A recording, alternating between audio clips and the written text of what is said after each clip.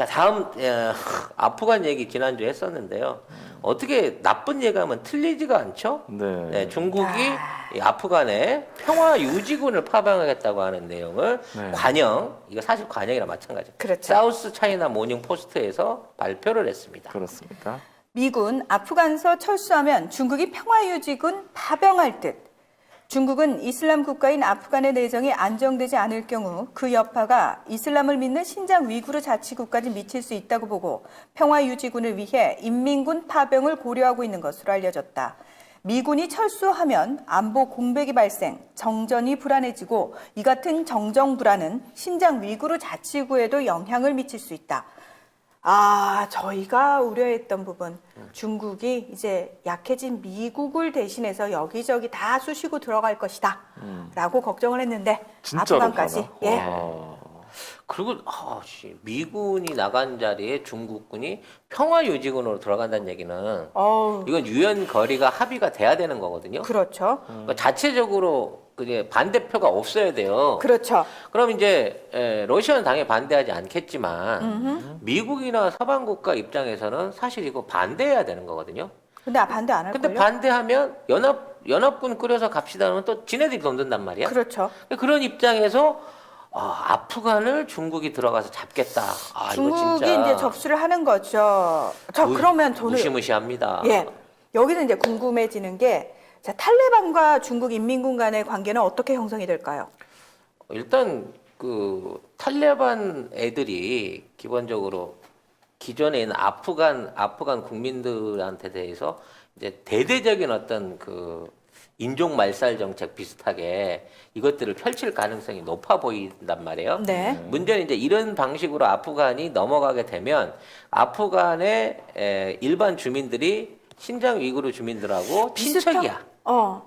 그리고 얘네들이 또 이란하고도 친척이라 그러고 그렇죠. 터키하고도 친척이라 그래요. 다 친척이야. 네, 다 친척이야. 그러니까 어차피 이제 유목민이니까 뿌리로 올라가면 다 친척인 건데 자, 이런 친척들을 걱정하는 나라들에서 중국한테 그러지 말지, 거기 들어가지 말지라고 걱정을 하고 있는데 문제는 지금 있는 탈레반을 달랠 수 있는 경제적인 대가를 주거나 아니면 군사적으로 제재를 할 수 있는 영향력을 주거나 아니면 그쪽에 있는 아프가니스탄 군이 자체적으로 통제를 할 수 있을 만큼 뭘 주거나 하는 혜택에 대해서는 아무도 제공을 안 하고 있다는 거지. 그러니까 이거는 아프가니스탄 정부 입장에서는 오히려 중국이 이런 제안을 해준 데 대해서 아이고 감사합니다 그러고 받아들일 수밖에 없는 입장이 되는 거예요. 말 그대로 추대받아서 갈 수 있는 평화유지군으로 들어간다는 거지. 중국이 평화 유지군을 한다? 평화가 유지가 됩니까? 평화는 유지가 될 거야. 네. 왜냐면 그렇게 따지면은 전쟁과 평화냐? 전쟁 안 나면 평화지. 아니 엄마야, 그 신장 세상에. 위구르 쪽에서 그 100만 명, 200만 명 수용소에 가둔 것도 중국은 그렇게 얘기할 거 아니야. 교화를 위해서, 평화를 위해서, 평화를 위해서. 조용하지 않냐고, 아무 범죄도 안 일어나지 않냐고 얘기할 거 아니에요. 그렇지. 그래서 아무 범죄도 안 일어나고 있지. 평화롭지. 그게 평화야? 안에서 죽어나가는 거지. 그러니까 그게 평화냐고.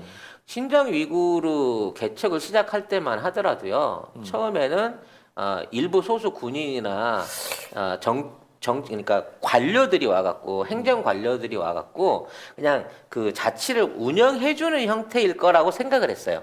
그렇죠. 근데 중국은 어떻게 했냐면 한 400만 명 되는 이 공병단 그러니까 쉽게 말해서 신장 위구르를 고쳐주겠다 말하자면 건설해주겠다. 새마을 운동 해주는 사람들처럼 400만 명이 넘는 새로운 사람들을 그 안에다가 밀어 넣어갖고 현지에서 산업을 키우면서 기존에 역할을 하고 있던 사람들을 몰아낸 거예요. 다 밀어낸 거죠. 그리고 거기에 불만을 가진 사람들을 수용소에 다 가둔 겁니다. 그렇죠.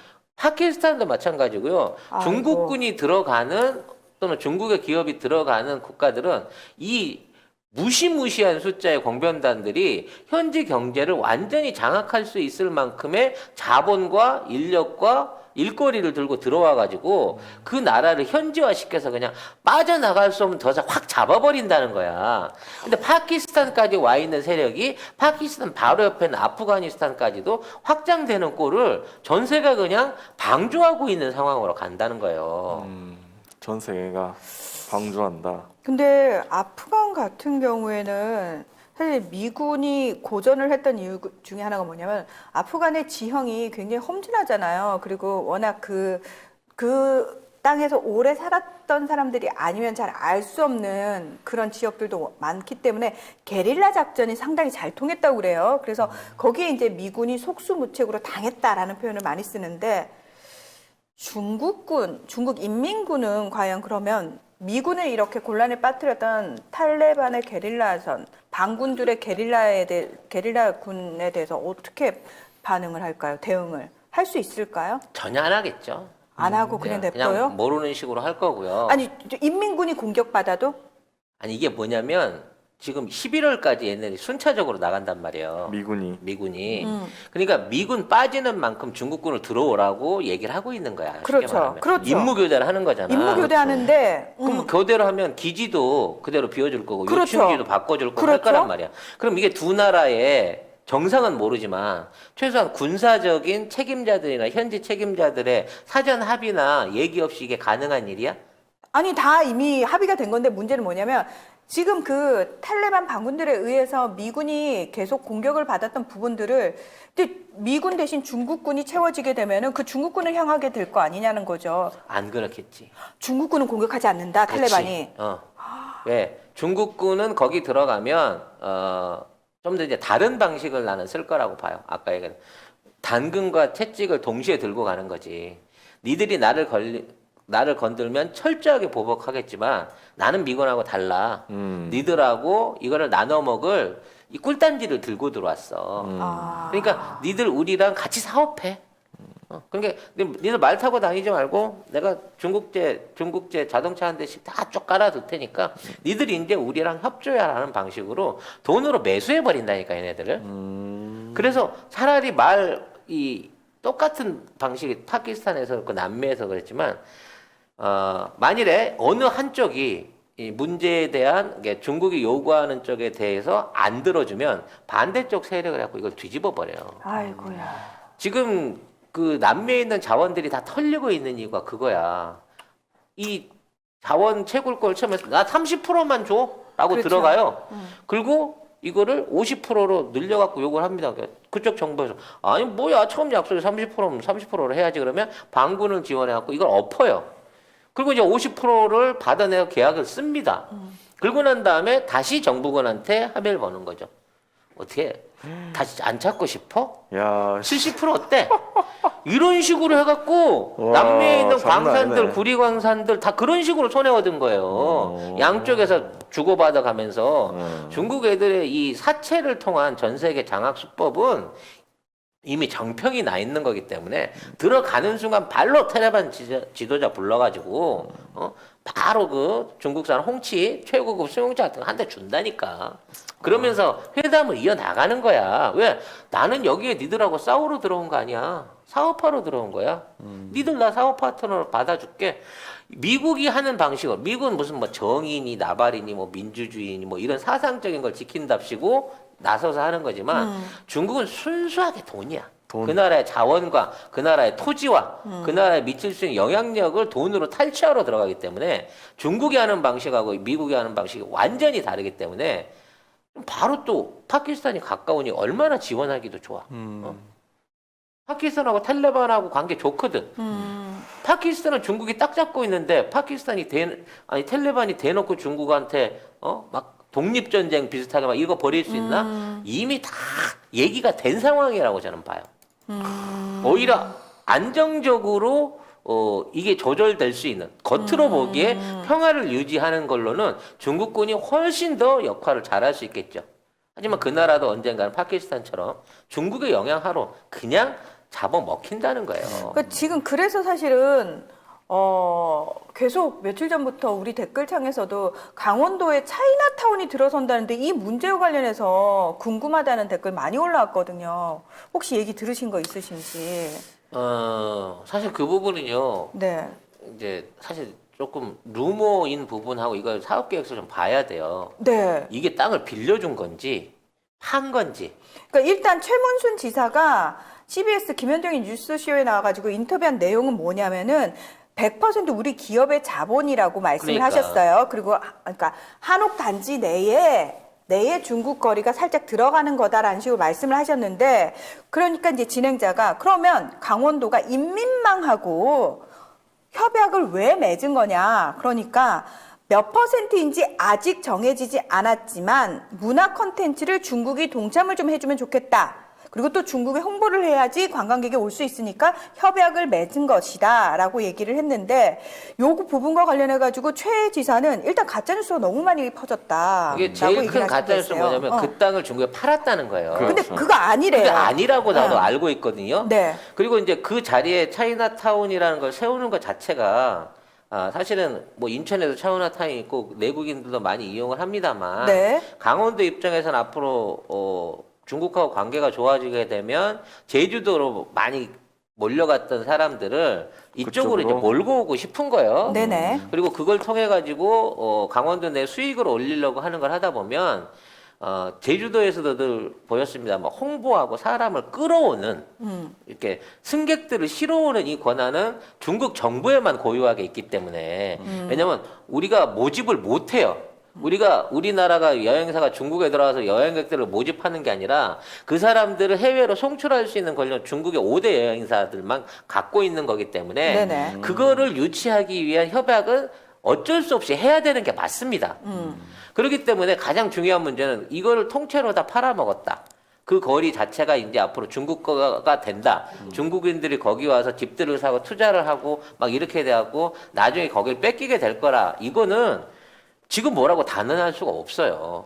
사실은 예, 그런 부분은 저희가 지금 확실하게 이거 무조건 안 된다라고 얘기할 수 없는 부분이, 그렇게 따지면 이미 지금 차이나타운이 형성돼 있는 곳이 그래서 중국한테 다 넘어간 게 아니잖아요. 뭐 대림동을 그럼 강제로 재개발한다고 중국 애들한테 건물을 뺏을 겁니까?